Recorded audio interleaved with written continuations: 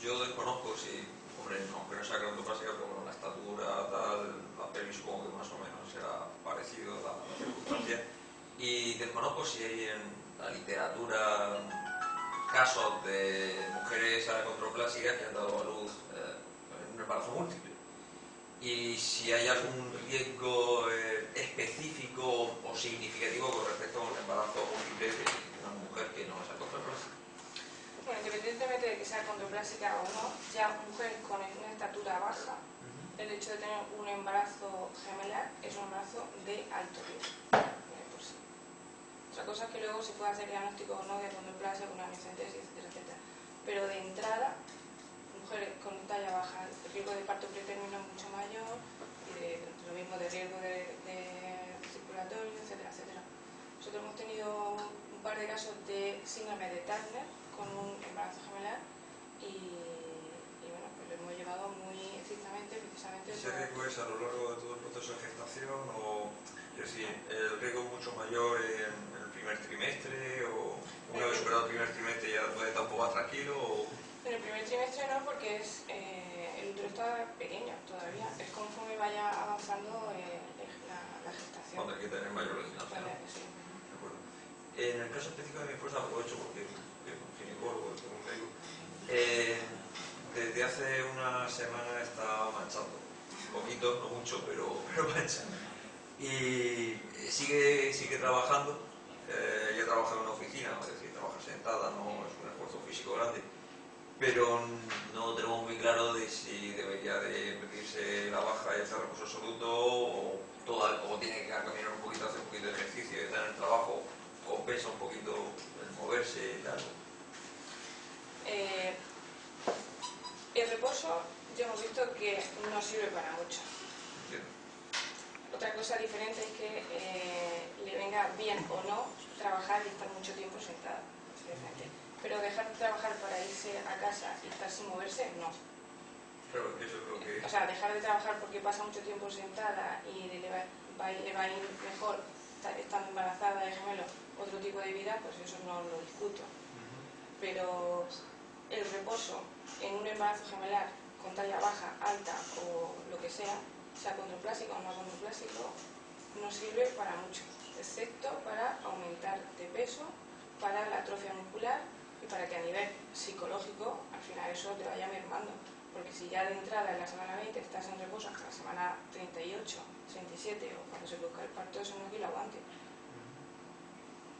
O sea que ya no desde mi punto de vista, es lo que está publicado de reposo en la Cochrane y en todo. Incluso no se recomienda reposo en mujeres que hayan tenido una amenaza de parto pretérmino, sea gemelar o no sea gemelar. Igualmente, independientemente de cómo tenga el cuello del útero o no, porque no sirve para disminuir el parto pretérmino. Y en ese sentido no importa la talla que tenga o deje de tener, que sea gemelar o no. Entonces, si ella en concreto va a estar mejor porque no va a pasar tanto tiempo, tantas horas sentada, que lo hemos estado comentando, pues se puede pedir la baja si quiere, pero no para irse a casa y estar tumbada 24 horas en el sofá.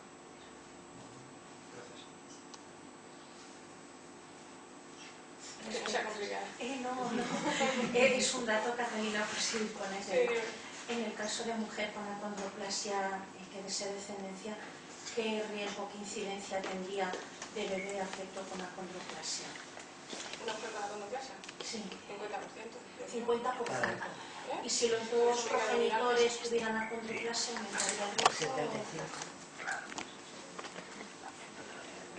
¿Cuál ha sido la pregunta? Eso lo voy a tratar yo ahora. La incidencia de la afectación fetal en los progenitores con acondroplasia. Ya me han dicho si solo la mamá 50%, si ambos progenitores 75%. Bueno, es que hay una forma homocigota y ahora lo hablaremos. Esto lo trato yo ahora específicamente. Pero no me he levantado para terminar la discusión, si os parece oportuno, simplemente porque como hay que cambiar esta. Sí, o sea que no estoy cortando a la doctora de Paco, que yo... No, yo lo que me ha llamado la atención, doctora, es porque si no es aconsejable el reposo, ahora todos los médicos se han apuntado a la moda de dar embarazo de riesgo a todo el mundo. cuando yo he estado trabajando y embarazada, quiero decir, hasta los 9 meses y el día antes. Bueno, no Y quiero ahora- ser fuente de conflicto. No, pero entonces, ¿por qué ahora, desde hace 3 o 4 años, Pero lo que pasa es que cuando todo se el habla... mundo se habla de un embarazo de riesgo como si... y yo creo que a lo mejor los médicos lo que hacen es curarse en salud, pues decir, no, vale, yo te doy... No, lo que Te vas a tu casa y ya lo que... Bueno, yo creo que cuando, no sé, a ver, una cosa es lo que hay publicado en la literatura científica, y está claro que el reposo no sirve ni para disminuir el parto término, ni para nada, solamente para engordar, para etcétera, etcétera, ¿no? Otra cosa muy diferente es que luego a la hora de que te puedan dar una baja o no por ciertos motivos, pues alguien ponga reposo, no lo sé. Pero desde el punto de vista científico, No va desde el a punto de vista inherente. científico, ya he visto que incluso para las recomendaciones del cuidado de la mujer embarazada con acondroplasia, se recomienda andar mínimo o nada, o sea, hacer ejercicios, no una montada de caballo, obviamente, ¿no? Pero 30 minutos diarios. ¿Por qué? Sí. Porque eso no solamente es que te evita engordar, sino que te hace sentirte mucho mejor, fortalecer los músculos, etcétera, etcétera. Ya de hecho, hay clases maternales o matrones que dan clase en la piscina para las mujeres embarazadas. Y va muy bien. De hecho, hay muchos artículos publicados en revistas importantes de mujeres que hacen ejercicios, no sé ahora mismo qué tipo de ejercicio, pero tipo yoga o en este caso ejercicios para mujeres embarazadas, y que las comparan con mujeres no embarazadas. Y se ha visto que esas mujeres luego incluso tienen menor riesgo de desarrollar depresión, Claro, porque están movilizadas, yo pienso así también. Eso es lo que yo he leído. Sí. Y tengo otra cuestión, si me perdonas. A ver, nosotros en la asociación, pues claro, la gente que nos llega a nosotros ya se ha producido el nacimiento o está previo el nacimiento a producirse. Pero en vuestra unidad, en la unidad fetal tal como trabajáis, cuando diagnosticáis, ¿tenéis un porcentaje claro de las interrupciones voluntarias que se puedan llevar a cabo? En España, ahora mismo, al igual que en algún otro país. Porque claro, a nosotros eso ya no nos llega. No hay nacimiento, no llega a la asociación como dato. Pero en las unidades fetales quizás sí lo tengáis. En los últimos años, la acondroplasia que hemos diagnosticado han nacido. 100%. Sí, diagnosticadas previamente, pero el diagnóstico fue en la semana 26. Y bueno, aparte de eso que decidieron tenerlo, o sea que no Bien. estaban... Sí, esa es la duda que yo... Ha habido un par de casos que no, pero eso lo tenemos controlado. De todas formas, los casos de acondroplasia que hemos tenido en los últimos años han sido pocos, que tiene una incidencia espectacular. Han sido 3-4 en los últimos años, pero sí. Aquí en este hospital. Sí, de todas formas ya sabéis que en el diagnóstico tardío la acondroplasia no se puede, o sea, aunque los padres decidan terminar, no se puede hacer ni aquí ni en Inglaterra. Ni fuera, yo En algunos a mí me países llegó sí. que sí, En que Inglaterra, podían ir no. fuera y... En Inglaterra no, y en España tampoco. Ya. En algún otro país sí. De habla francesa. Ya. Bueno, sí. Yo, bueno, eso es libre elección de los No, quiero padres, decir por que- supuesto que- que exacto. la posibilidad ellos verán. Pero en Inglaterra, que es un país un poco más y que no tiene el límite de las 22 semanas, Exacto. la acondroplasia no la aborta.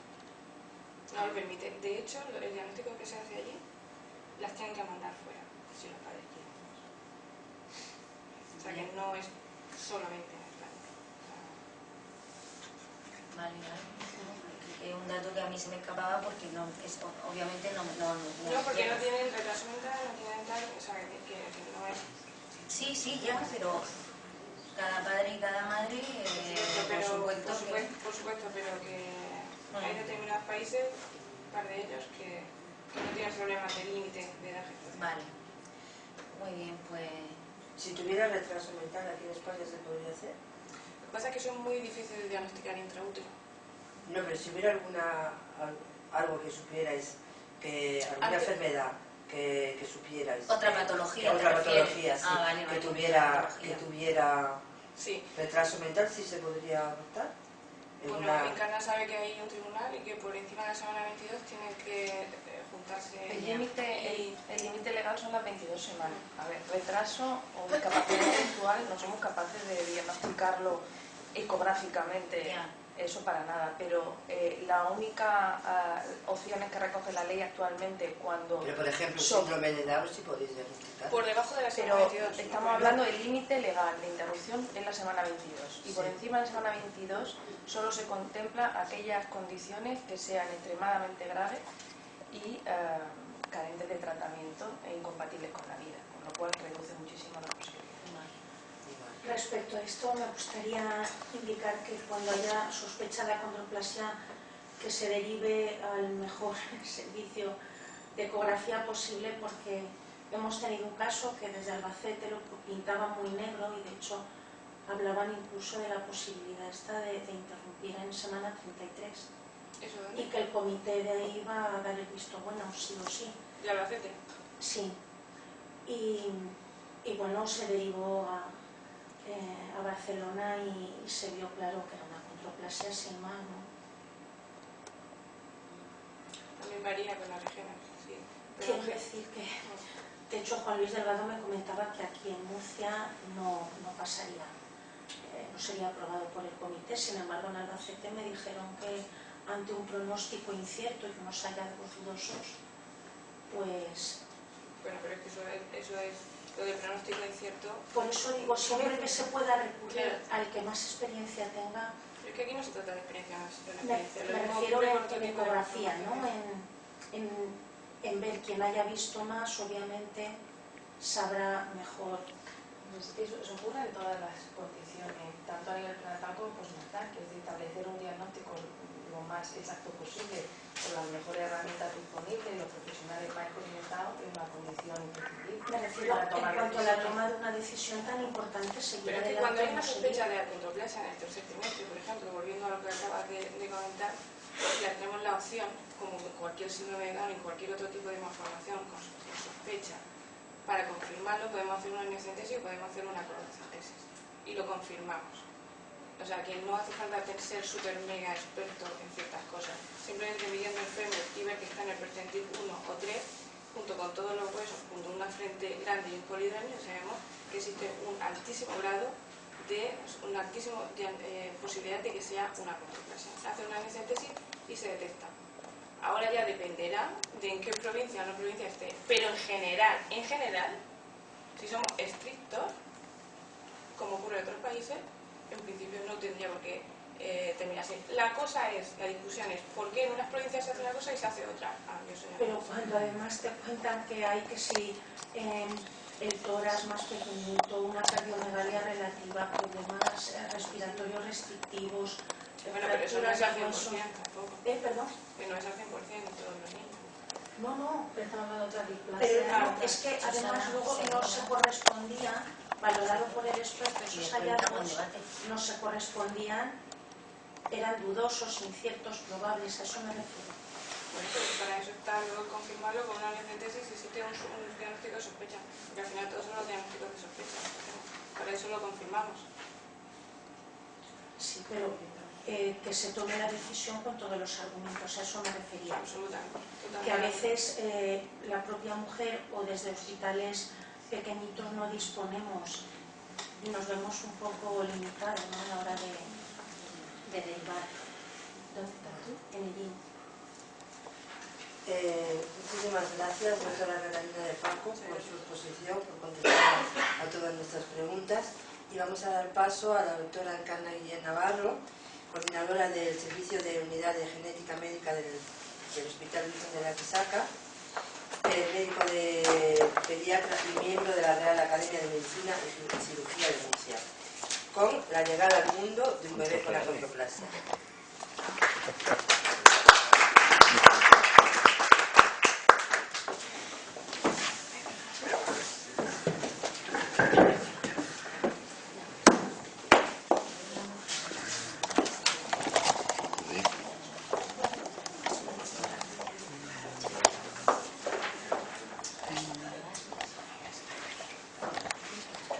Aquí sí está por la pantalla, ¿verdad? Aquí en Si te lleva el cartón. Se me oye, somos poquitos, se me oye bien, ¿no? No, Pero con el micro mejor. Encarna, micro para grabar. Pero el micro ya. El micro que hace. Solamente que lo tengas. Bueno, yo quiero en primer lugar agradecer a la asociación Crecer, a toda la familia de Crecer y bueno, pues en especial a María José y Susana, por supuesto, que ya nos une una gran amistad durante estos años. Pues el que hayan contado conmigo, no solo para participar en ese libro que supone una ayuda a las familias y también a los próximos niños que vengan con acondroplasia, sino también pues como la participación que ahora mismo en esta jornada puedo hacer y estar con vosotros y resolver algunas dudas que os puedan surgir al respecto. Así que para mí siempre es un placer estar con vosotros, sea cual sea el lugar y la circunstancia. Bueno, como bien ha dicho mi compañera, la doctora de Paco, pues nosotros tenemos una situación muy clara, o dos situaciones muy claras, que serán, por un lado, aquella mujer que ya... ¿Ahora? Pero se oye el no se acopla, pero no se acopla, ¿vale? Por un lado, aquella pareja que nosotros ya sabemos que hay uno de los miembros afectados de acondroplasia, y en este caso, pues estamos más en concreto refiriéndonos a la mujer con acondroplasia.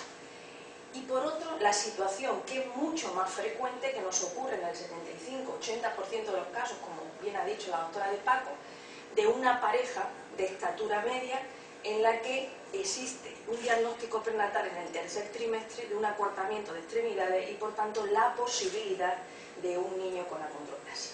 Esas son dos situaciones distintas que se enfrentan de distinta manera, pero realmente la más frecuente es la segunda, una pareja que no espera en el desarrollo fetal ninguna incidencia de este tipo y que de repente la mayor parte de las veces en una ecografía ya a partir de las 23-24 semanas se nos refiere con un acortamiento de extremidades.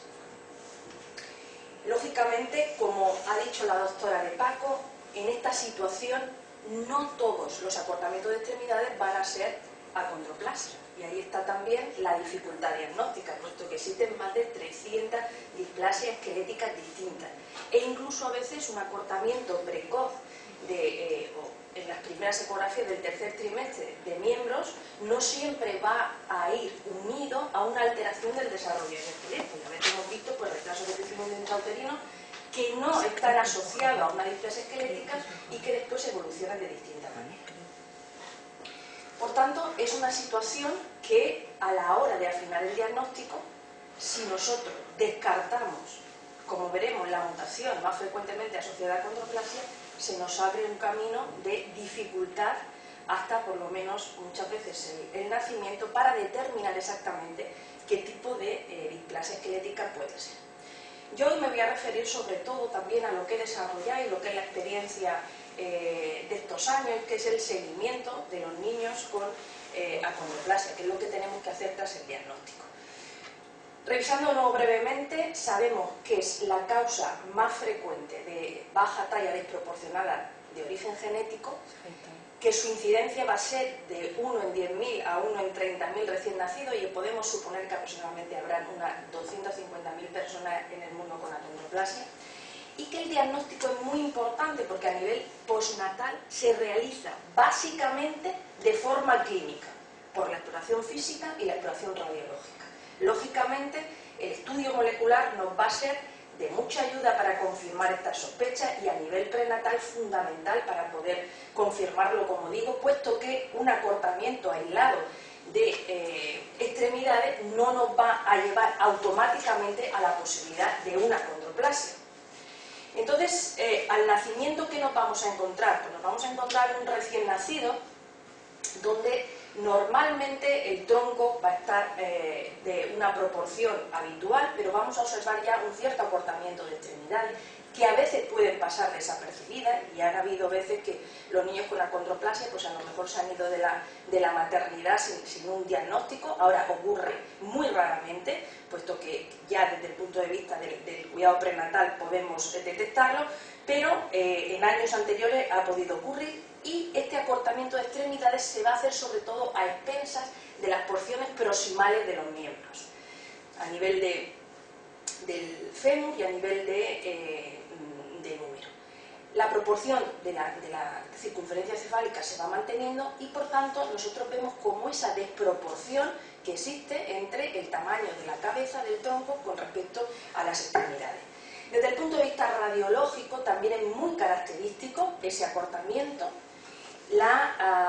el aspecto entridente de la mano, esta abertura que existe entre el tercero y el cuarto dedo, y luego a nivel de la columna vertebral ese aplanamiento de cuerpos vertebrales, y sobre todo a nivel anteroposterior la pérdida del aumento de distancia interpeduncular entre los pedúnculos de las vértebras, que a veces no es tan aparente al nacimiento. Entonces realmente nosotros debemos ser capaces de, cuando vemos un recién nacido con estas características, un lactante, poder ya diagnosticar clínicamente la acondroplasia. Aquí os he mostrado pues, otras características que se van observando, como es la forma de la pelvis, con un hueso ilíaco muy pequeñito, el techo acetabular horizontal y un estrechamiento de la escotadura que le da una imagen muy característica, que aquí la veis, de la escotadura sacrociática. También los fémures, como esa imagen arriba que se va haciendo más radiolúcida, que da la morfología como en punta.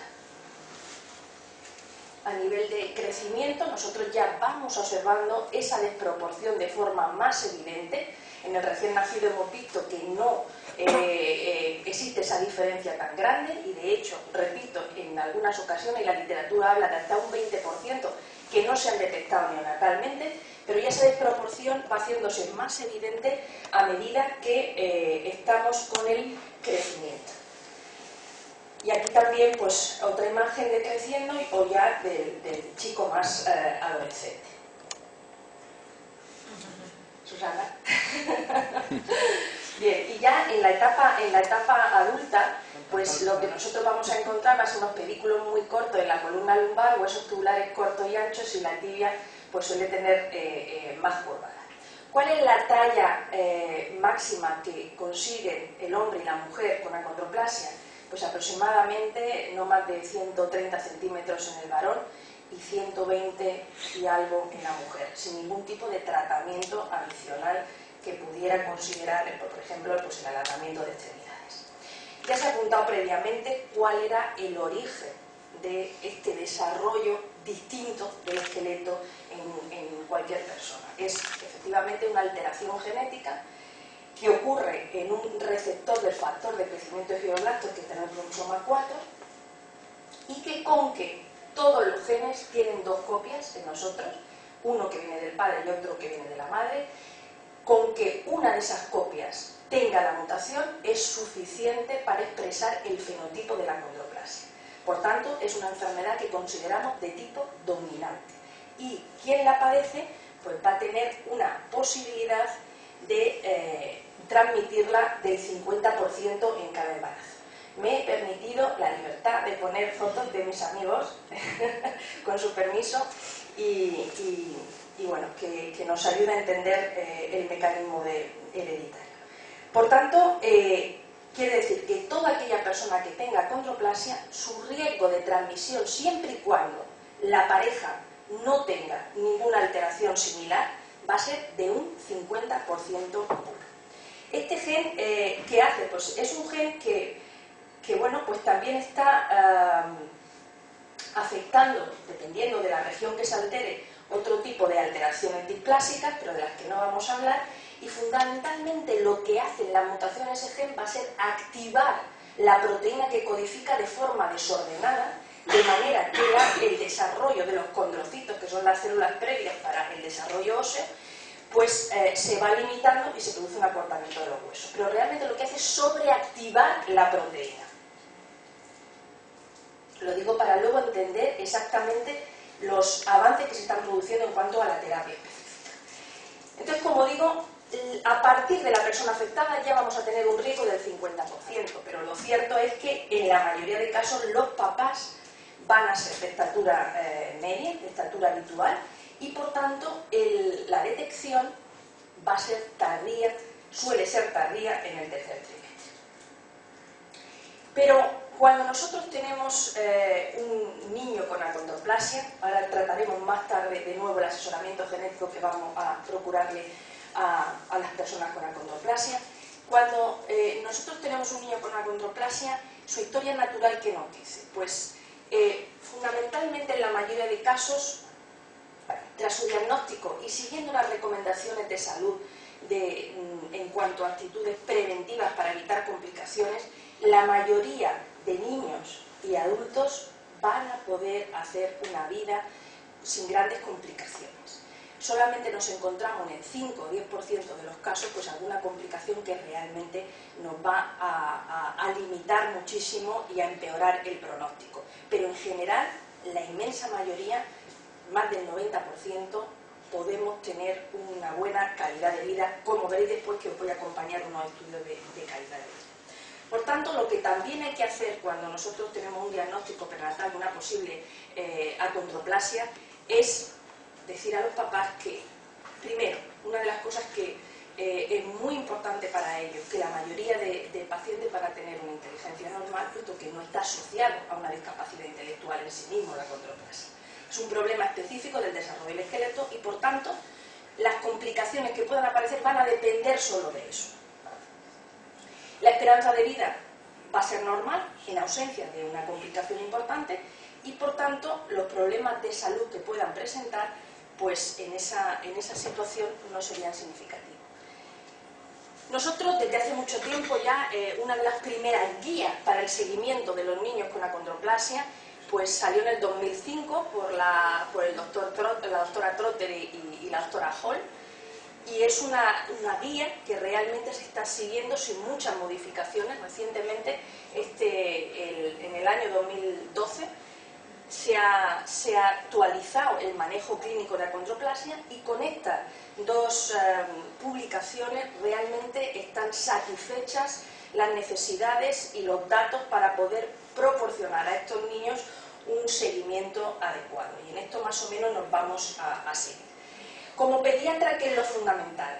Pues como pediatra de ese niño, lo fundamental es que nosotros tenemos que ir objetivando periódicamente, porque eso sí, las evaluaciones de los niños con acondroplasia al inicio van a ser muy frecuentes, en los primeros meses, pues cada 3 meses máximo tenemos que evaluar al niño o a la niña y hacer su seguimiento desde el punto de vista de la altura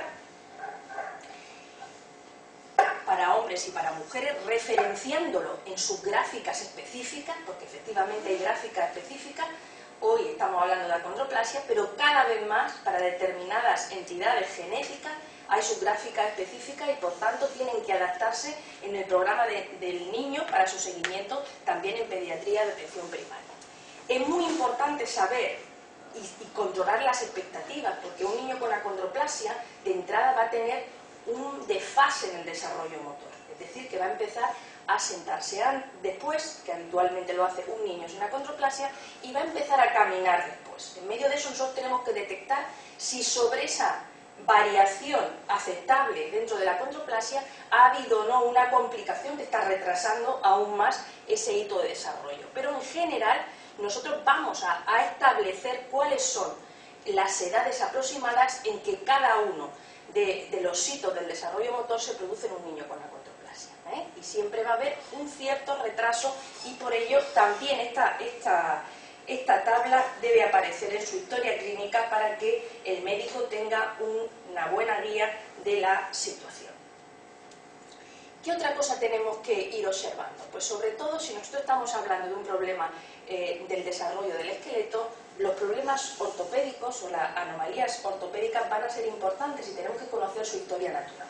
En primer lugar, lo que nosotros vamos a ir observando a medida que el lactante va creciendo es que se va produciendo una cifosis, un abombamiento a nivel de la columna toracolumbar, y que su incidencia al principio es muy alta, pero que normalmente cuando van adquiriendo la sedestación y van mejorando su tono muscular, esto disminuye, de manera que veis que en menores de un año pues prácticamente casi todos los niños van a tener cierta cifosis, pero que posteriormente va a ir de forma espontánea corrigiendo a medida que el tono va mejorando. Y que luego, cuando van pasando a la bipedestación, esta cifosis toracolumbar se puede ir transformando en una hiperlordosis, en esta situación en la que pues también tenemos que manejar, pero que en la mayoría de las ocasiones no vamos a necesitar ninguna actuación específica.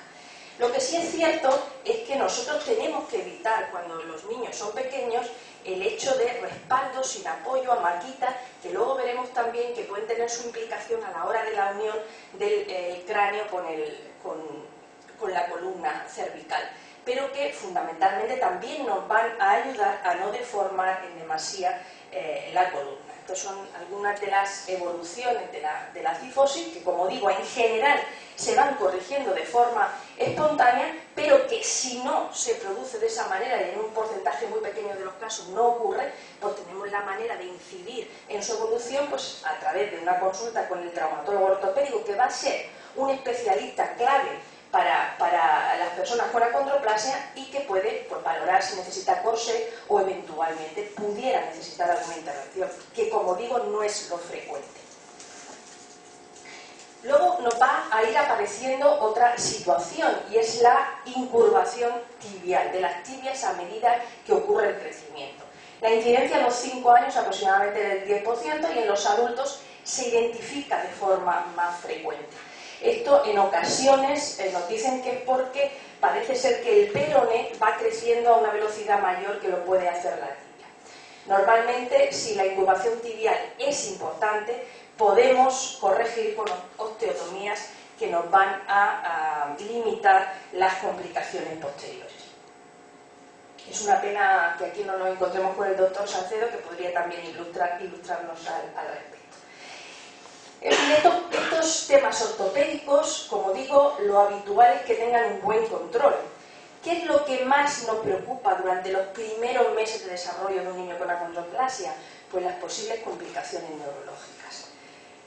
Estas complicaciones son las siguientes. Puede ser que tengamos un acúmulo excesivo de líquido intraventricular por estrechamiento del agujero magno. El agujero magno es normalmente un poquito más estrecho que en las personas que no tienen acondroplasia, y ese aumento de la presión venosa puede hacer que aumente y se acumule líquido. Por tanto, la medición del perímetro cefálico va a ser clave en estos niños durante los primeros meses de desarrollo y sobre todo antes de los 2 años, porque es donde pueden establecerse normalmente este tipo de complicaciones. ¿Qué signos de alarma tenemos que tener en cuenta? Pues que el perímetro cefálico aumente de una revisión a otra enormemente. Su perímetro cefálico va a estar normalmente por encima del habitual, pero si se establece en el mismo percentil no hay problema.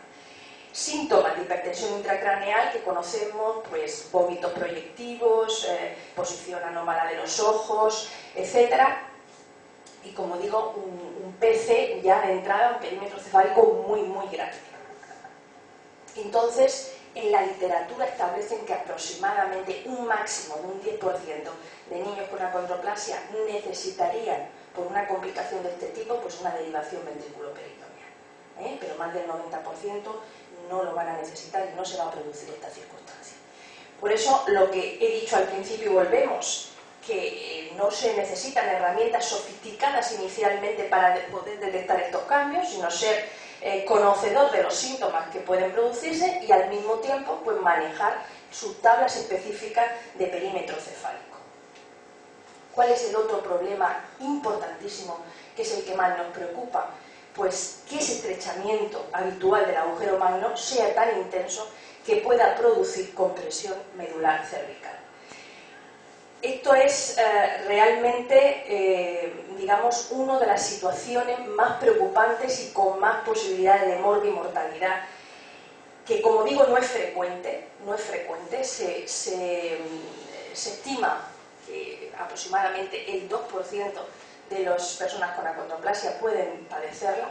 Los síntomas pues serán de problemas respiratorios, de reflejos muy vivos, muy aumentados, tono muy bajo, clonus, y normalmente, aunque existe discusión entre los profesionales que haya un cribado con neuroimagen periódico, pero realmente de momento de forma internacional se recomienda que haya por lo menos un control de neuroimagen basal en todos los niños que diagnosticamos con acondroplasia. A partir de ese momento, cualquier incidencia en la evolución, teniendo en cuenta estos aspectos, volvamos a repetirlo. Por supuesto, si nosotros vemos que de repente hay clonus, que hay hiperreflexia, que hay problemas respiratorios que siempre hay que preguntarnos, etcétera, pues inmediatamente debemos de consultar con el neurólogo y comprobar que no existe un problema de compresión medular que exigiría, por supuesto, un tratamiento quirúrgico precoz. Ahí se ve muy bien cómo el estrechamiento del agujero puede provocar, ¿veis? Cómo puede estrechar a ese nivel la médula cervical y, por tanto, bueno, provocar todos esos síntomas derivados, que es lo que tendremos que evitar. Como digo, esto sobre todo nos preocupa en los primeros meses de vida. Por debajo de los 2 años es cuando, si ocurre alguna complicación de este tipo, se suele producir. Posteriormente ya esta situación como de alarma pues ya desaparece, y lo que nos vamos a fijar sobre todo es lo que también la doctora de Paco nos ha dicho antes, la estenosis del canal medular, que nos va a aparecer más en la etapa de adulto, y observáis ahí que en los mayores de 60 años pues prácticamente el 80% van a tener problemas a ese nivel del canal medular, y que pues algunos casos pueden necesitar una laminectomía que les mejore la sintomatología. Es importante también lo que se ha dicho previamente, que se prevenga la obesidad y que también intentemos limitar el desarrollo de la lordosis lumbar. ¿Qué otros problemas vamos a encontrar? Pues bueno, pues la anatomía de la parte media de la cara nos va a hacer que tenga una faringe pequeña, las amígdalas y adenoides grandes. Es súper frecuente que la mayoría de personas con acondroplasia pues se operen de las anginas y de las adenoides, de las vegetaciones. Las trompas de Eustaquio cortas pues van a dar otitis medias recurrentes, pero que realmente esto, con un tratamiento adecuado, con sus tubos de ventilación, no tiene por qué haber ningún problema para ocasionar alteraciones de la audición permanentes. Y por supuesto también por dificultades de espacio, pues a veces hay mala implantación dental, pero fácilmente corregible por la cuestión de anatomía. La obesidad, esto lo vamos a controlar desde el principio, vigilando las curvas de peso específicas y haciendo un manejo dietético precoz. Y existen también pues las curvas para hombres y para mujeres de talla con peso, para nosotros poder tener una guía. En cuanto al tratamiento, como veis, la mayoría de posibles complicaciones establecen un tratamiento pues sintomático. Si una de las principales cuestiones es la baja talla, igualmente yo no me voy a meter, pero sabéis que existen tratamientos quirúrgicos para elongación de extremidades, que esto pues lógicamente tiene también sus complicaciones y su morbilidad en el proceso de recuperación, y que lo que sí se ha consensuado en estos momentos es que realmente se haga partícipe al niño, pues a partir de un momento en el que pueda también participar en la decisión, de unos 10 años aproximadamente, para el adoptar tratamientos de este tipo. Saber simplemente que se puede lograr un aumento de talla, aproximadamente unos 10 centímetros, pero que en este caso hoy yo no lo voy a discutir. Esto no se oye muy bien, ¿no? Vale. Pero voy a hablaros muy brevemente que en todo este planteamiento de la guía de seguimiento de un niño con acondroplasia hay que tener en cuenta qué desarrollos futuros tenemos a vuelta de la esquina. Y es cierto que yo aquí no he hablado de tratamiento específico, porque hasta ahora no existen tratamientos específicos que sean accesibles al niño o a la niña con acondroplasia. Pero sin embargo os quiero decir que, si bien os he dicho que esa mutación del gen lo que produce es una activación permanente de esa proteína, y contrariamente a lo que podríamos pensar limita el crecimiento, pues lo que ahora se está valorando es el efecto de una molécula que está desarrollando una compañía farmacéutica, que lo que hace es bloquear esa activación permanente del receptor. De manera que en experimentación animal ya se ha revertido el fenotipo, es decir, que los síntomas han desaparecido. ahora mismo está en fase de seguridad y eficacia con adultos sanos y es posible que para el próximo año pueda abrirse ya un ensayo clínico para personas con acondroplasia y puede ser que el horizonte sea distinto al que tenemos ahora, ¿vale? Con lo cual esto siempre hay que tenerlo en cuenta a la hora de hablar con los padres y un posible diagnóstico de acondroplasia.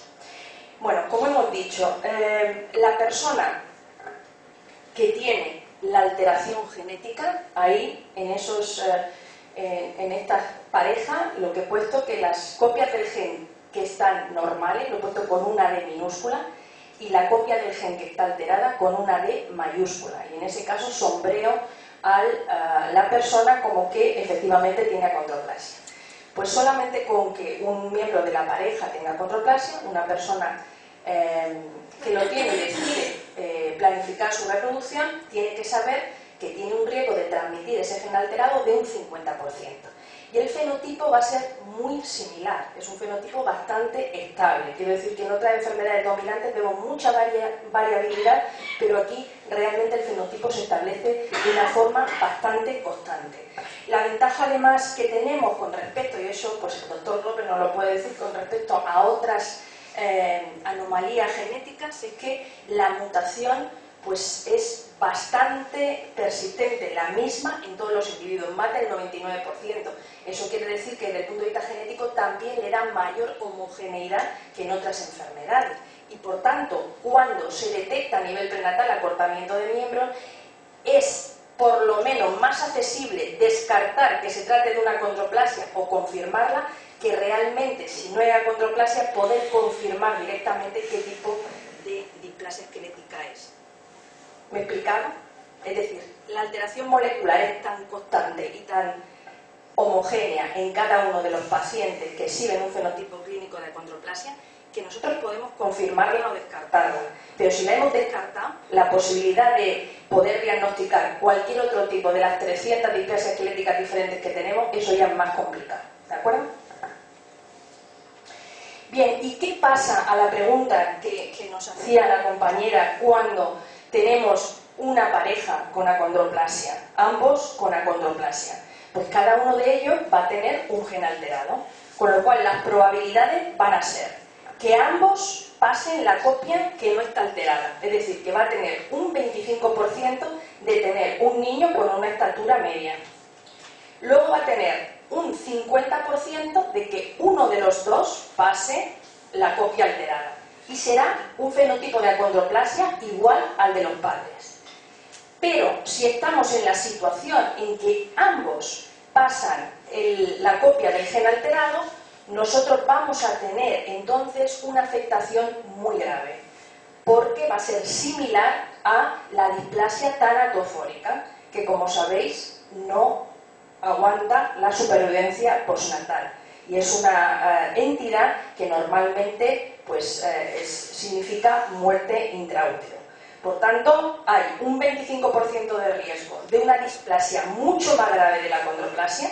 En este sentido, el seguimiento prenatal va a ser muy importante y probablemente aquí tendrá un protagonismo especial lo que sería el estudio genético precoz para saber si ese feto puede estar afecto de una entidad que sí que es incompatible con la vida, o realmente estamos en la otra situación en la que tiene un fenotipo de acondroplasia clásico o un niño que no tiene acondroplasia. Entonces tendría un 25% de riesgo de acondroplasia homocigota, que sería parecida a la displasia teratofórica, incompatible con la vida, 25% de niños sin acondroplasia y sin otro problema esquelético como el que hemos comentado, y el 50% de acondroplasia. Es una situación distinta. Y cuando hemos hablado, por ejemplo, de límites o de situaciones que puedan sobrepasar la semana 22, pues claramente esta es una situación que la ley recoge como incompatible con la vida.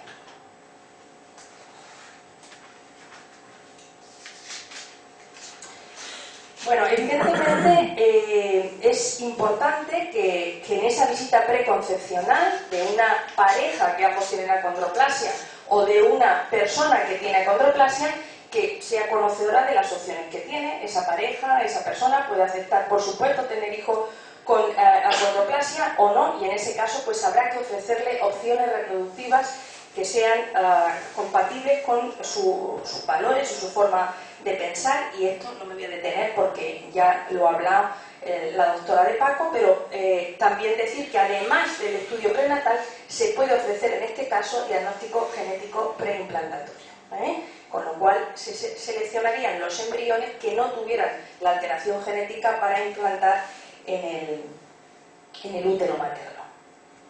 Es indispensable, por tanto, que aquí estamos hablando de acondroplasia, que teóricamente hemos confirmado, porque todos los pacientes con acondroplasia y diagnóstico clínico se ha confirmado a nivel genético, pero por supuesto no puede acceder a ningún tipo de diagnóstico prenatal o diagnóstico preimplantatorio una displasia ósea que no esté molecularmente caracterizada, que no se haya identificado el gen correspondiente y la mutación correspondiente. Lo digo porque todavía llegan en esa situación pues mujeres en las que no están pues adecuadamente informadas. Por tanto, estamos hablando que alguien tiene que tomar el control de esa coordinación del seguimiento de ese niño y ese adulto que hemos hablado con acondroplasia, pero que sobre todo en el periodo infantil va a ser fundamental, y que en ese seguimiento clínico de la persona con acondroplasia van a ser necesarios pues muchos agentes que, bueno, pues afortunadamente en hospitales de referencia pues podemos tenerlos y colaborando, y que son imprescindibles en mejorar la calidad de los enfermos. Voy brevemente a decir, bueno, ¿cómo se siente entonces una persona que tiene acondroplasia? Porque nosotros podemos, por nuestra experiencia individual, pensar que esto puede ser de una o de otra manera, pero realmente las cosas hay que objetivarlas. Y simplemente voy a ir muy rápido, pero deciros que, bueno, pues en el año 2008, con un proyecto de investigación precisamente de Extremadura y liderando el proyecto el doctor Enrique Galán, en el que participamos muchas otras personas, pues hicimos un estudio de calidad de vida de las personas con acondroplasia, y mencionar que muchas veces el estado de salud pues se relaciona o no matemáticamente con la percepción que uno tiene de su calidad de vida, y que es importante hoy en día no solo lo que pensamos los profesionales, lo que pueden pensar el familiar, sino lo que piensa uno sobre cómo se siente.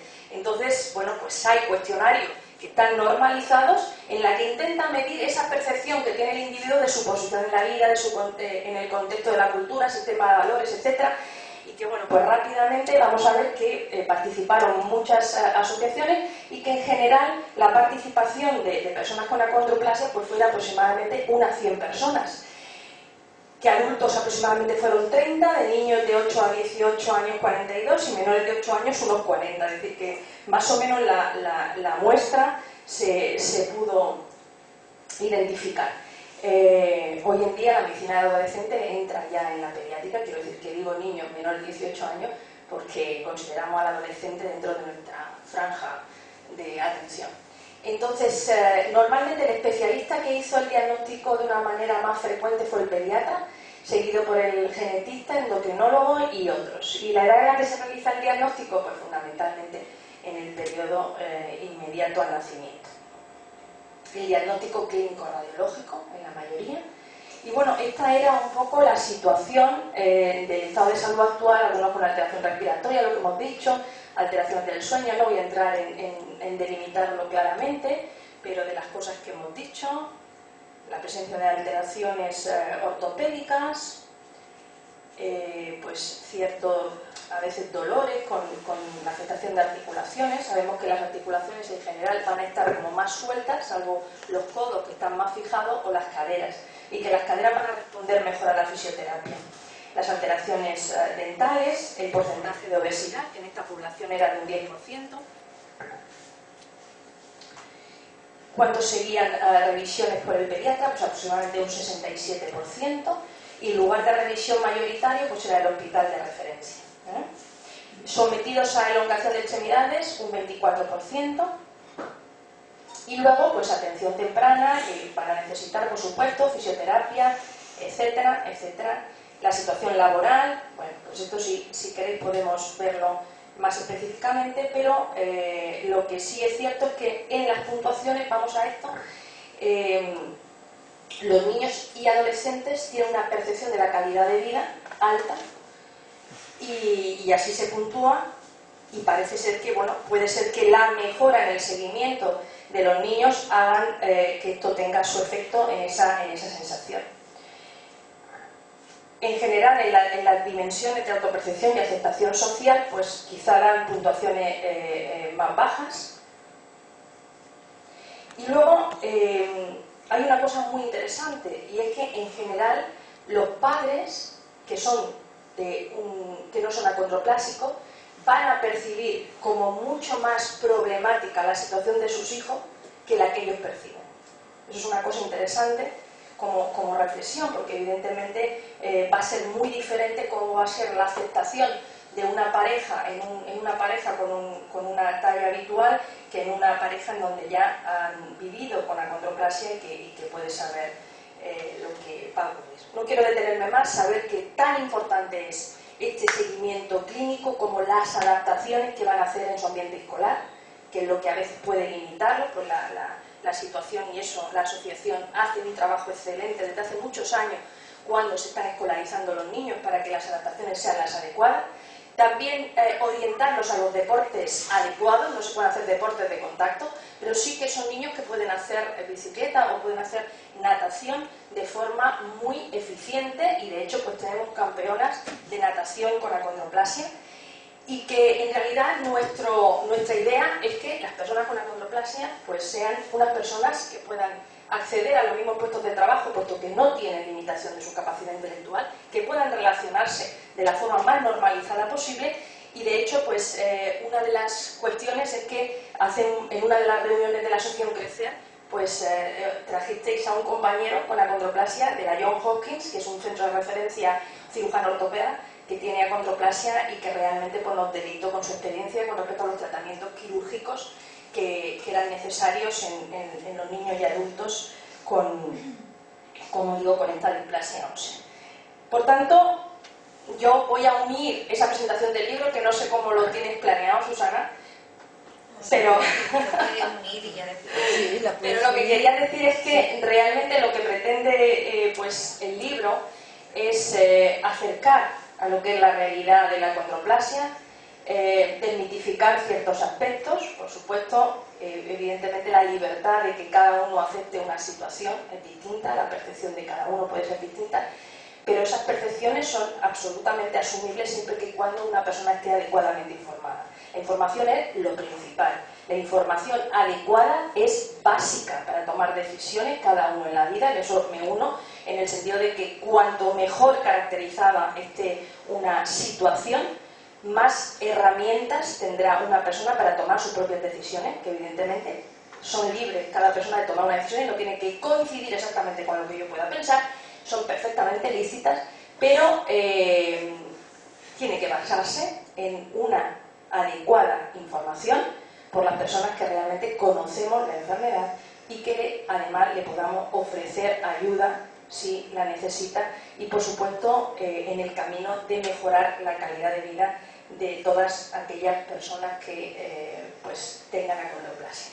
Yo, como no sé cómo tenéis esto organizado, quiero terminar, aunque agradeciendo pues, el trabajo de la asociación, encontrar un montón de fotos de la actividad que tenéis últimamente, y terminar con una cosa que, bueno, pues dice, si no podemos, realmente la acondroplasia es una diferencia fenotípica, pero realmente lo que podemos hacer es contribuir a que el mundo pues, sea un lugar apto para todas aquellas personas que son diferentes, pero debemos de aceptarlas igualmente y ayudar a convivir de una forma adecuada y a lograr su máxima potencialidad, porque siempre, y de aquí atrás nos hemos fijado en las limitaciones, en las discapacidades, pero también nos tenemos que fijar en las capacidades adicionales que tiene cualquier persona que pueda tener una limitación física. Por tanto, no tiene que haber en ese sentido límites, si no son los que uno se ponga, y vamos a ayudar entre todos a que realmente esa situación pues, sea una situación real para todas las personas que quieran llegar, como digo, a cumplir sus objetivos. Muchas gracias.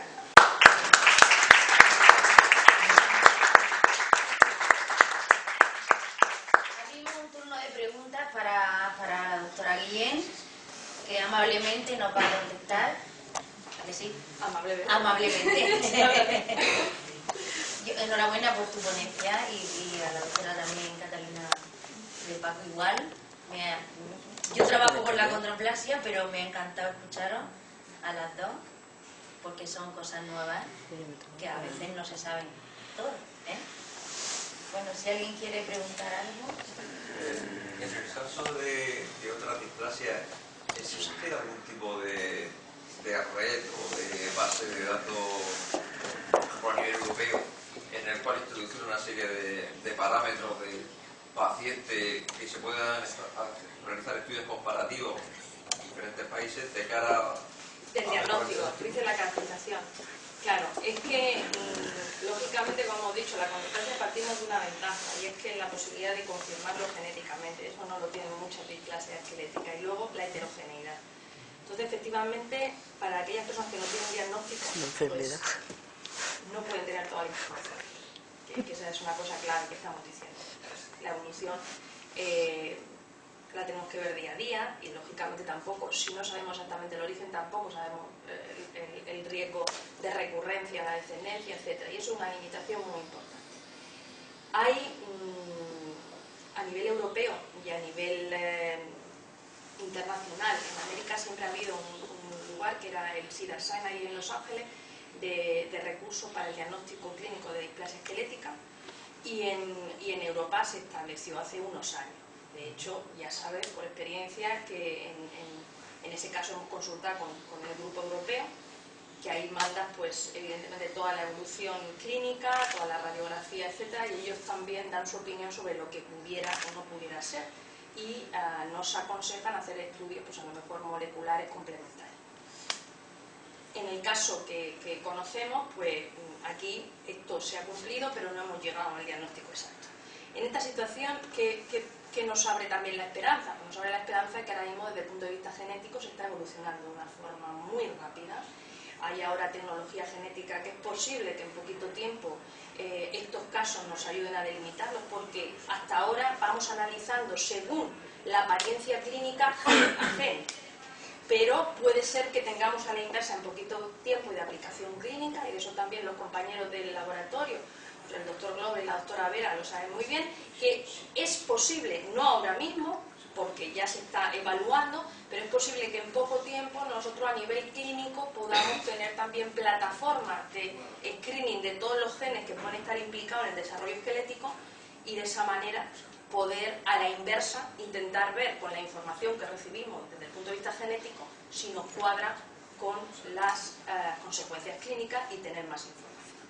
Pero existe un esfuerzo internacional, evidentemente, en todos aquellos pacientes que están sin diagnóstico, poderlos caracterizar, porque es lo que yo digo, para todo, para el paciente, para el médico que lo sigue, para cualquier actitud que uno tenga que plantearse, cuanto mejor información y más segura sea, más posibilidades tendremos de actuar en consecuencia, ¿no? Doctora, yo lo tengo claro, pero a lo mejor puede haber alguien aquí que no lo tenga, porque yo me he encontrado muchísimas veces en esta discusión. Por ejemplo, un niño, yo tengo acondroplasia. En este caso mis hijos los dos tienen acondroplasia, pero por ejemplo, si uno de mis hijos que tiene acondroplasia tiene un hijo que no tiene acondroplasia, ¿qué posibilidades tiene de transmitir ese niño el gen? Ninguna, aunque su madre, su abuela, ya ninguna, ¿verdad? Ya ninguna, porque él ya no ha heredado la copia que está alterada. Por tanto, da igual que es que mi abuela tenía acondroplasia. Entonces, ¿por qué te preguntan? ¿Qué antecedentes tienes tú de acondroplasia? ¿Por qué te preguntan siempre eso? Bueno, nosotros preguntamos todo. Y entonces nosotros decimos, claro, mis padres son de estatura estándar. Pues no, tiene que haber uno que esté, tu tatarabuelo, no sé qué.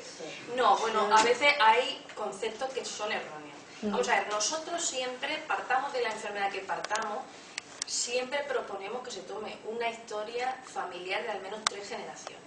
¿Por qué? Porque a veces pueden haber otros riesgos. Si nosotros nos centramos solo en eso, pues a veces pueden haber otros riesgos que nosotros no estemos manejando. Y en este caso la acondroplasia puede ser dominante, pero a veces puede ser otro problema recesivo y que de repente pues igual la pareja sea consanguínea, que pueda haber posibilidades de que vuelva a aparecer. En fin, hay muchas situaciones distintas. Por tanto, la historia familiar siempre tendemos a tomarla de forma completa y a preguntar absolutamente todo, incluso lo que parece no tener relación con lo que estamos viendo, ¿no?, y evaluando. Pero independientemente de eso, todavía existen equivocaciones.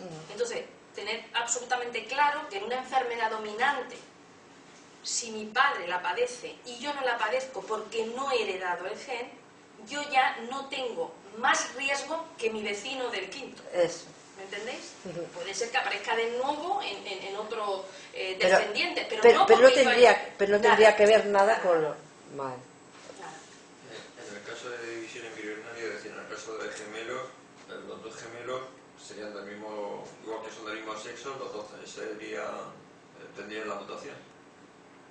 No, pero depende, es que depende si son claro, si son monocigóticos, si proceden del mismo cigoto y son iguales, si son idénticos, porque el que sean idénticos del sexo no me dicen que sean idénticos en cuanto a que provengan de la misma célula. Un embrión que se ha dividido. Pero si es un embrión que se ha dividido, si teóricamente ha heredado la mutación del padre o de la madre, pues evidentemente los dos lo van a tener.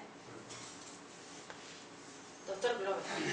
Yo un poco de duda, no sé muy bien qué sentido tiene hacer un diagnóstico prenatal de esto cuando el que con información haya tomado la decisión en su casa de que no quiere tener un hijo con acondroplasia, cosa que hemos dicho que es muy respetable, sí, no puede tomar esa decisión. Salvo que vaya al diagnóstico genético preimplantario y se haga la selección. No, lo puede tomar, por ejemplo, en el caso de que tenga antecedentes positivos, sí lo puede tomar antes de la semana 22, que lo va a tener. Si se hace su diagnóstico prenatal a la semana 12. ¿Se puede interrumpible? Sí, antes de la semana 22. Sí. Sí. Antes de la semana 22 está dentro de los supuestos legales. No. Estamos hablando en los casos en que lo que no hay antecedentes y entonces se identifica a partir de la 23. Entonces ahí hay una complicación añadida. Muchísimas veces llega una muestra al laboratorio con 20 más 5, 20 más 3, 21 más 4. Sabéis que está en el límite. Sí. Entonces, ¿qué pasa? ¿Cuándo se pone el límite? El día que está el resultado, que a lo mejor se lleva 2 días de trabajo, 2 3 días, y dice, se ha pasado, o sea, esas cosas, los límites, las fronteras. Las fronteras, sí. Son muy delicadas. No es muy difícil levantar muros, porque los muros luego los tiran. O sea, yo creo que, lo digo en los comités que se establecen, cuando hay un problema de este tipo, situaciones que se confirma haber una alteración, pues los comités deben de ser un poco... Sí, pero eso me está pidiendo una opinión personal. No, te estoy haciendo un comentario, te quiero decir, porque muchas veces es que se ha pasado. Pues se ha pasado 10 minutos. Haberme mandado 10 minutos antes tú, o no haberme mandado porque sabías que no iba a estar. En el caso de la acondroplasia, si no hay antecedentes, se pasa, porque normalmente se pasa, es muy raro que haya una ETE. Sí, pero por ejemplo, imagínate que hay como ahora mismo hay en ir viendo acortamiento de miembro, buscar la mutación, no sé cuál, la 380. Pues habrá que ver el tiempo que está ahí y cuándo vamos a tener el resultado, porque es que ahora viene un puente de 5 días. Entonces, si se queda media del estudio, pues lo hemos liado, y resulta que tienen la culpa luego, yo qué sé. Entonces está muy mal organizado. Pero eso hay unas cuestiones difusas y de interpretación, que tú sabes que eso es el problema del proceso. Que luego no está para... Y entonces, pues eso es otro tema. Ahora, lo que sí es verdad es que cualquier estudio de estos, por eso, antes de tomar la muestra hay que hablar muy bien con las parejas y saber qué opciones hay, dependiendo de cuándo esté el resultado, de cuándo no. Eso que se dice en la ley, asesoramiento pretest, eso es importante. O sea, no se trata de decir, y ahora voy a ver lo que va a pasar. No, es que después te encuentras la batata caliente. Entonces, esto desde el principio hay que manejarlo adecuadamente. Entonces, esa persona en la que se establece la posibilidad de un diagnóstico prenatal de una enfermedad genética, hay que valorar en la información preliminar los tiempos, la situación, manejar las expectativas, todo eso de acuerdo a la situación legal vigente que padecemos o que vivimos. Y todo eso hay que estructurarlo muy bien para que la pareja tenga información de entrada de todas las posibilidades que se le pueden abrir a partir de ese momento. Y no es una. Porque muchas veces, efectivamente, si no se explica adecuadamente, parece que una cosa lleva a la otra. Y luego hay distintas situaciones que interrumpen ese pensamiento, con lo cual pues todo se complica muchísimo más. Todo eso debe estar contemplado, porque incluso, evidentemente, un diagnóstico prenatal tardío, pues decir, no está dentro de los límites legales de la interrupción, pero sí le aporta a la familia la posibilidad de aceptar también la situación, de procurar un cuidado neonatal adecuado a ese niño, muchas cosas. Pero todo eso hay que explicarlo. Esto y esto. Eso es. Quiere decirse que todo eso necesita tiempo, preparación y habilidades de comunicación. Y entender que la persona de enfrente sabe lo que le está explicando, aunque la situación es sumamente estresante, no lo podemos olvidar, sumamente estresante. No es lo mismo una persona que ya sabe lo que es la condroplasia a una persona que no lo sabe. Entonces se abren las puertas de los infiernos cuando de repente algo inesperado surge en ese camino, ¿no? Y son situaciones muy complicadas que necesitarían probablemente de personal de apoyo también para ir trabajando con esa gente, con esas personas, con seres humanos que lógicamente se les mueve un montón de emociones, de percepciones y de situaciones que no son capaces de manejar de forma aislada. Y bueno, pues la presión asistencial también no podemos olvidar que las presiones asistenciales que existen en nuestros trabajos pues a veces nos limitan muchísimo también la capacidad de acompañamiento que no se contempla en el sistema y que bueno, pues en este aspecto también muchas veces pues las asociaciones también pueden ser un método de poder informar también a esa persona que requiere más información de cerca de lo que es la vida diaria. En fin, hay muchas cosas que se abren, muchas cuestiones que están sin resolver objetivamente, que realmente tenemos que trabajar la medida que se nos producen, pero que también debemos como profesionales anticipar y poder explicar en su contexto adecuado, porque si no luego pues, evidentemente son situaciones muy complejas y desagradables. Se habla... perdón. Hablaba yo, Susana, estaba me da igual. Sobre el diagnóstico genético preimplantatorio, siempre se ha hablado de que existe esa posibilidad, pero ya se puede dar, porque lo se lleva diciendo hace mucho tiempo, pero no se podía dar. ¿Ya se puede dar? No se podía dar porque, ¿a qué te refieres? ¿Porque no le ocurriera su exactamente. Vamos a ver, ahí pasamos como todo, o sea, yo lo que estoy hablando hoy, o lo que estamos hablando hoy de los límites legales, mañana puede cambiar. Ya, bueno, pero ahora mismo se por puede ejemplo, dar. Y en el diagnóstico genético preimplantario está cambiando continuamente. Previamente ha habido una lista de enfermedades que se hicieron arbitrariamente siguiendo la lista de enfermedades que otros servicios de salud habían previsto por cuestiones de que su laboratorio estaba organizado para ello. Pero ayer mismo salió la cartera mínima de servicios que nos llegó a todos de genética para todo el sistema de salud. En eso se contempla el diagnóstico genético preimplantatorio. Y lo que yo sé que también el Servicio Murciano de Salud ahora mismo es su idea, es que cualquier enfermedad genética adecuadamente caracterizada con un riesgo alto de recurrencia pueda entrar a la posibilidad de diagnóstico genético preimplantatorio. Ahora, ¿cuántos entrarán? Dependerá del fondo económico que tengan para aportar en ese capítulo. Pero, en sí mismo, por ejemplo, una mujer con acondroplasia que quiera hacer diagnóstico genético preimplantario está dentro de las indicaciones si cumple los otros, es decir, que esté por debajo de 40 años, que no tenga ningún niño sin acondroplasia, porque hay unos requisitos. Pues entonces entraría dentro de las indicaciones del diagnóstico genético preimplantario dentro de nuestro sistema de salud. Tiene que ser menor de 40 años. Sí.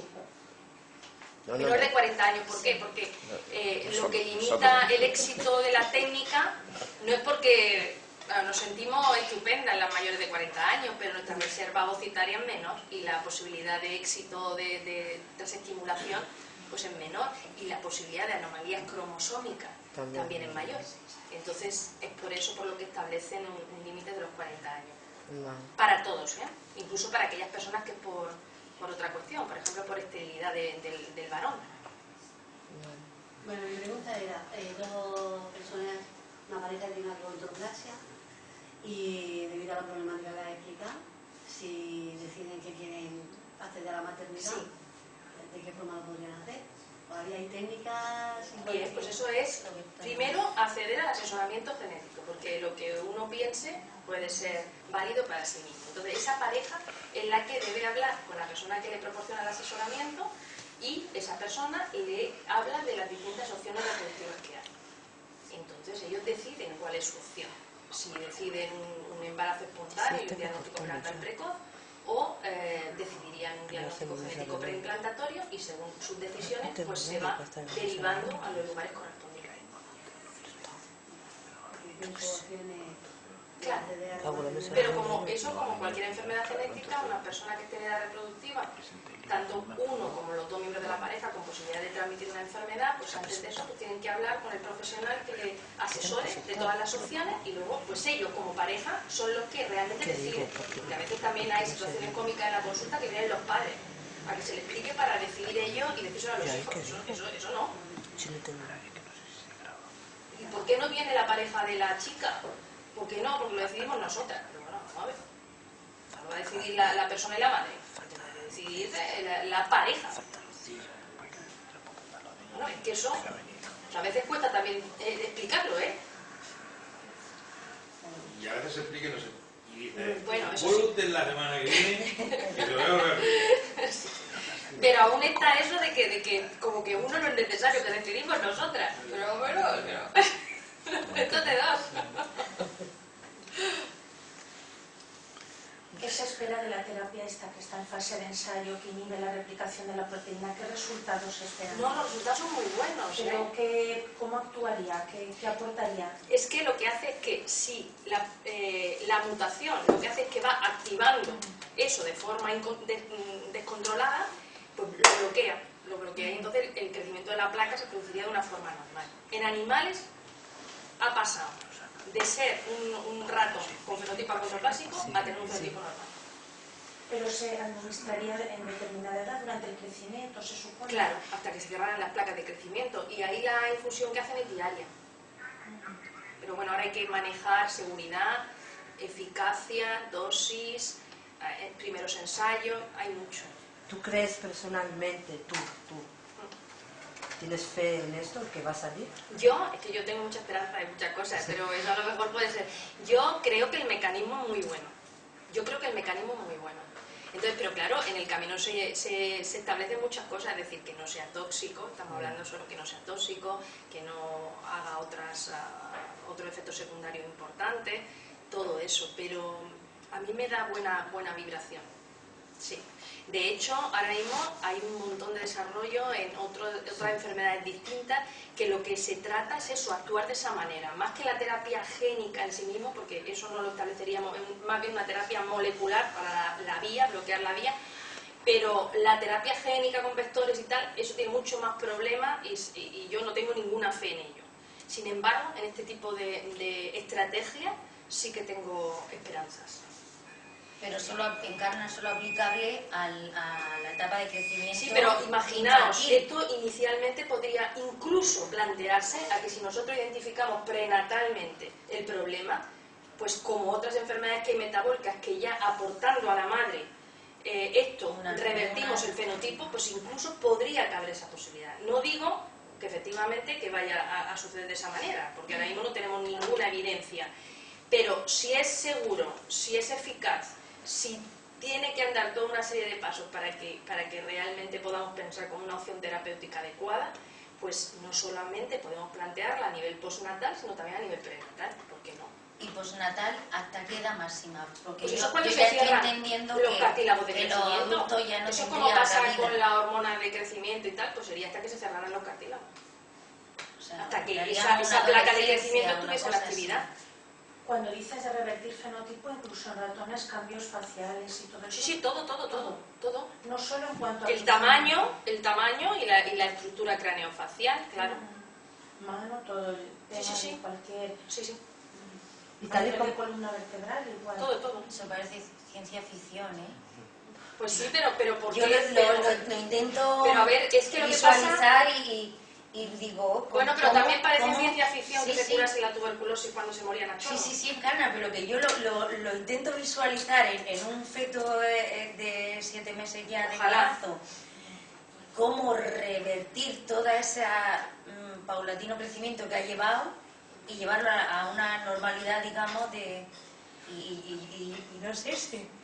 Ojalá, por supuesto. Cambiaría supuesto. mucho la percepción general de la situación, ¿no? Porque no solamente sería ya con una condroplasia, es que ya estamos en un avance que se podrían hacer muchas cosas, claro, la manipulación y la investigación genética en el embrión. Ahora mismo se está trabajando mucho en tratamiento. Yo creo que en 10 años va a cambiar mucho la percepción para muchas enfermedades genéticas que no tenemos manera de mejorarlas. En la investigación esta que se está llevando a cabo, ¿cuánto tiempo crees tú que puede estar aquí el medicamento? En el caso de que hablaban que a finales, que iban a empezar, estaban ya en adultos sin problemas, o sea, sin fenotipo de acondroplasia, y hablaban que antes de terminar el 2014 que podrían a lo mejor empezar un ensayo más específico en afectar. Yo eso no lo sé, no tengo información privilegiada de la compañía hasta tal punto. Pero tú tienes fe en eso. Yo sí, pero eso no quiere decir nada, eso es científico, Susana. Eso no es científico. ¿Tenemos alguna pregunta más para Encarna? Bueno, pues le vamos a agradecer su ponencia y esta mañana hemos tenido un inicio un poco accidentado